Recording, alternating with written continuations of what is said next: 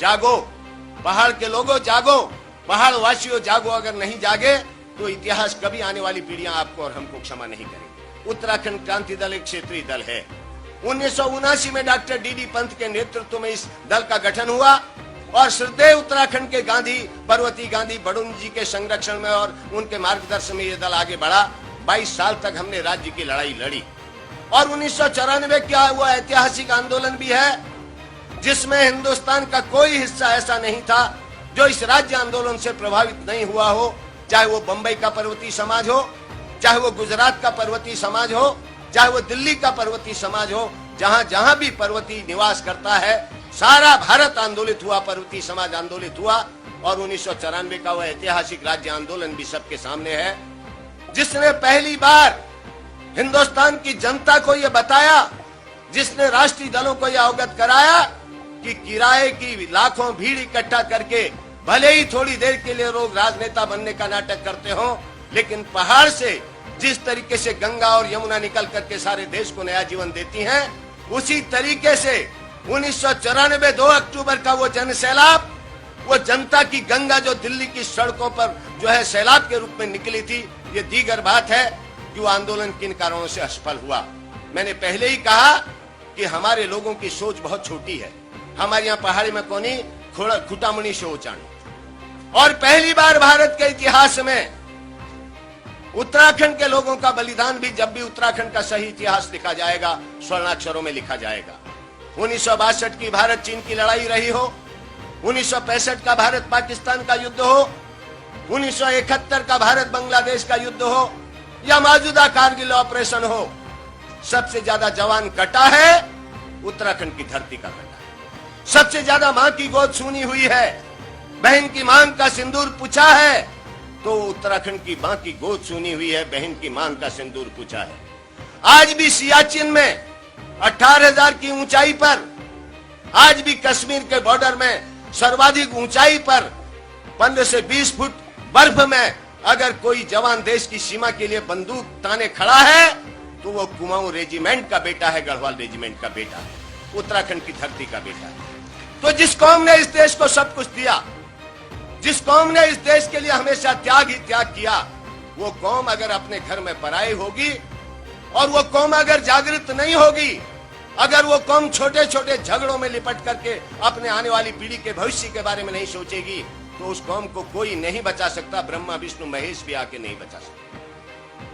1994 के आंदोलन की याद दिलाना चाहूंगा, वो ऐतिहासिक आंदोलन 1994 का, जिसमें पहली बार 42 लोगों ने अपनी शहादतें दी, जिसमें पहली बार देश के इतिहास में हमारी 2 बहनें हंसा धनई और बेलमती चौहान भी शहीद हुई। ये त्याग और ये बलिदान के बाद ये राज्य मिला, ये किसी की कृपा से नहीं मिला, ये राष्ट्रीय दलों की कृपा से या किसी की भीख से नहीं मिला। इसके लिए पहाड़ के बेटों ने कुर्बानी दी है, अपना लहू दिया है, अपना बलिदान दिया है। और जब राज्य बना तो हमें यह उम्मीद थी कि ये राज्य यहाँ की जनता का राज्य होगा, ये राज्य यहाँ के मजलूमों का राज्य होगा, ये राज्य यहाँ के गरीबों का राज्य होगा, ये राज्य यहाँ के दलितों का, कमजोर तबकों का राज्य होगा। पहाड़ का पानी और पहाड़ की जवानी पहाड़ के काम आएगी, एक नए सवेरे की हम शुरुआत करेंगे, ये हमारी परिकल्पना थी। लेकिन जिस दिन राज्य की घोषणा हुई, उससे पहले भी आपको मालूम है, जब उत्तर प्रदेश से राज्य का विधेयक पारित होकर केंद्र सरकार को गया, उसमें 26 संशोधन कर दिए और उसके बाद जब केंद्र ने उसको पारित किया, उसमें 29 संशोधन हुए। हमारा पानी 2 बोल्ड बने, गंगा बोल्ड बना और यमुना बोल्ड बना। गंगा बोल्ड में 3 स्टेटें हैं और यमुना बोल्ड में 6 स्टेटें हैं। उनकी राय के बगैर आप अपने गंगा के जल का उपयोग नहीं कर सकते, यमुना के जल का उपयोग नहीं कर सकते। आज भी अपने जमीन का कानून बनाने का अधिकार हमको नहीं है। वो सारे संशोधन किए गए। ये पहला राज्य है जिसके साथ ये अन्याय किया गया कि वो अपना कानून नहीं बना सकता। तराई के रिफ्यूजियों को खुश करने के लिए, जो रिफ्यूजी 1947 में जब देश का बंटवारा हुआ, हिंदुस्तान में किसी ने रिफ्यूजियों को जगह नहीं दी।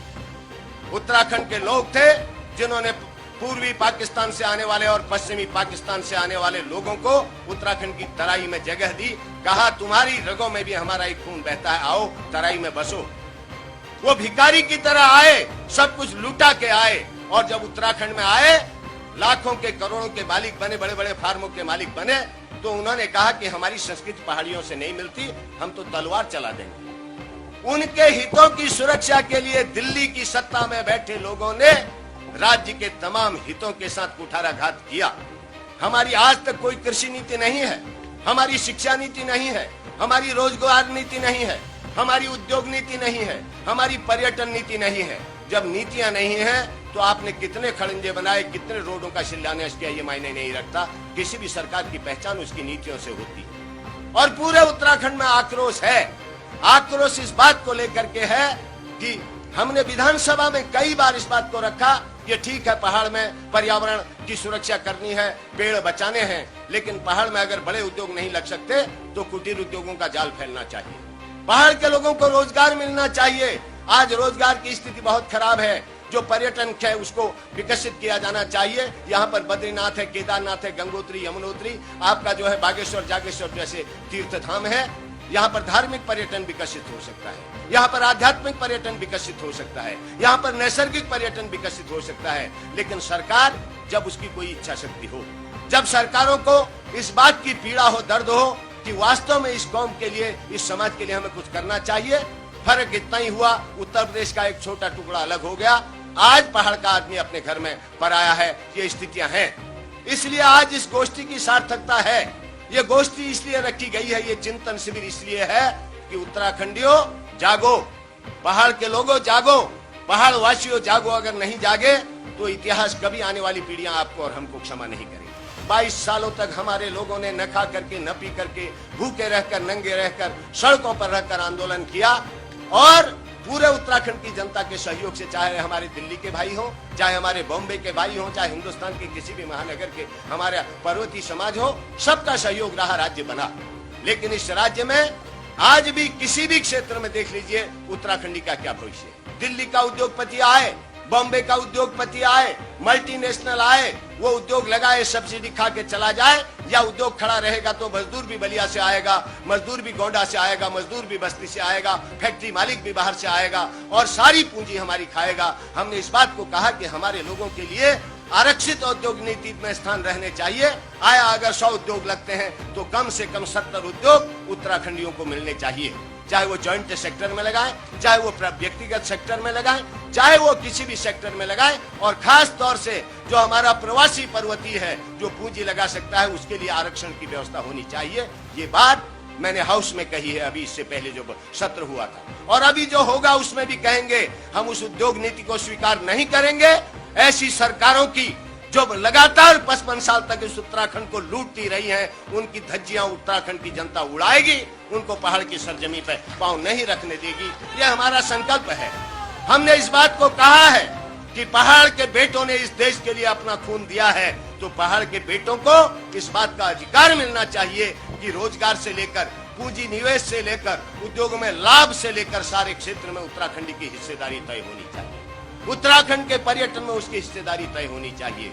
उत्तराखंड की कृषि में उसकी हिस्सेदारी तय होनी चाहिए। उत्तराखंड के रोजगार में उसकी हिस्सेदारी तय होनी चाहिए। उत्तराखंड के उद्योग में उसकी हिस्सेदारी तय होनी चाहिए। अब हम क्लर्क या चपरासी बनने की बात तक इंतजार नहीं करेंगे। और इस बात को भी कहा है, कोई कौम हिंसक पैदाइशी हिंसक नहीं होती। चाहे वो नागालैंड के लोग हों, चाहे वो मिजोरम के लोग हों, अगर उन्होंने बंदूकें उठाई तो सरकारों की, केंद्र में बैठी सरकारों की अदूरदर्शी नीतियों के कारण। और पहाड़ का बेटा जब देश की सीमाओं की रक्षा के लिए अपना खून दे सकता है, तो इन सरकारों के खिलाफ भी बंदूक उठा सकता है, इकट्ठा हो सकता है। ये बात हमने कही।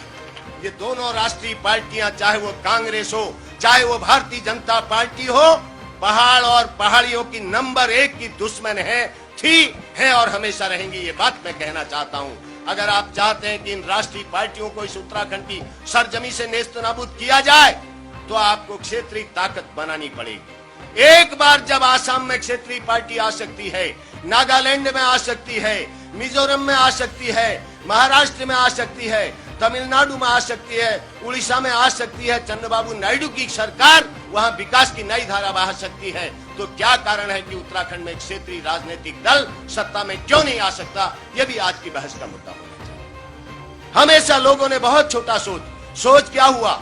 मैं बस कहना चाहता हूं, मैंने दिल्ली की राजनीति को देखा है, मैं ज्यादा बहुत नहीं जाता।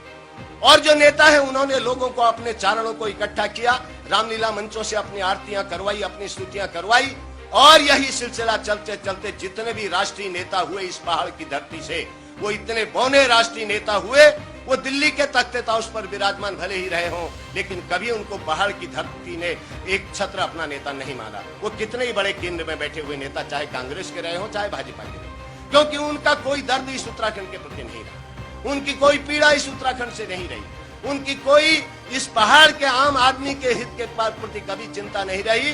उनको दिल्ली की कुर्सी ज्यादा प्यारी रही, और इसीलिए जब भी राज्य आंदोलन हुआ, उन तथाकथित राष्ट्रीय नेताओं ने हमेशा राज्य आंदोलन का विरोध किया। ये तो अलग बात है कि जनता का बलिदान था, जनता का त्याग था, उन शहीदों का बलिदान था, हमें राज्य मिला। अन्यथा ये राष्ट्रीय नेता चाहते तो कभी ये उत्तराखंड राज्य नहीं बनता। हमारे पास माइक्रो हाइडल परियोजनाओं को अगर हम सही रूप से कार्यान्वित कर सके तो आज उत्तराखंड सिर्फ लघु पनबिजली योजनाओं के माध्यम से ही पूरा राज्य आत्मनिर्भर बन सकता है। हमारे पास सारे खनिज हैं, हमारे पास कृषि का इतना विशाल उत्पादन है, आज भी पूरे उत्तराखंड को खिलाने के बाद 10 लाख टन से ज्यादा नेशनल पूल में जाता है। उसके अलावा ऐसा पर्यटन का क्षेत्र पूरे हिंदुस्तान में कहीं नहीं है जहां धार्मिक पर्यटन है, जहां आध्यात्मिक पर्यटन है, जहां नैसर्गिक पर्यटन है। उसके अलावा हर क्षेत्र में उत्तराखंड अपने में सक्षम है, लेकिन दुर्भाग्य है कि जो सत्ता में बैठे लोग हैं, या जो सत्ता में बैठे रहे, या जो कल के दिन फिर लोगों को सब्जबाग दिखाकर दिल्ली के तख्ते ताउस पर बैठना चाहते हैं, वो नहीं चाहते कि वास्तव में उत्तराखंड का आम आदमी, यहाँ के फटेहाल, यहाँ के गरीब, यहाँ से सबसे कमजोर और यहाँ के दलित के घर का भी चिराग जले, उसका बेटा भी स्वाभिमान के साथ खड़ा हो। उत्तराखंडी को भी लगे कि ये राज्य मेरे लिए बना, मेरे बच्चों के लिए बना, आने वाली पीढ़ी के लिए बना। ये उनका सोच नहीं है। उत्तराखंडियों जागो, पहाड़ के लोगों जागो, पहाड़ वासियों जागो। अगर नहीं जागे तो इतिहास कभी आने वाली पीढ़ियां आपको और हमको क्षमा नहीं करेंगी।